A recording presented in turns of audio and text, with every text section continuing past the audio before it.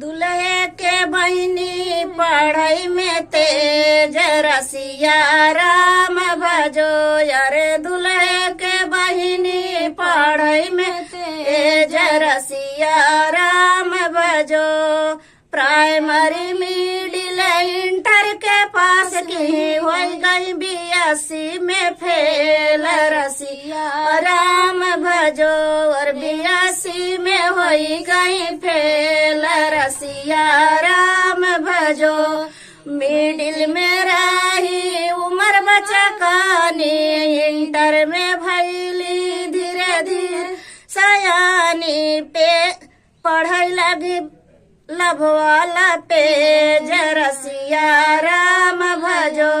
BSc में पढ़ाई लगी लभवाला पेज रसिया राम भजो। मैथ वाले टीचर के खुद ही पढ़ावे, साइंस वाले टीचर के खूब बहकावे। हमरे भैया से पढ़ाई काफी न ले रसिया राम भजो। मैथ पढ़ाई में फेल भइल माथा, साइंस के चैप्टर नहीं खे बुझाता।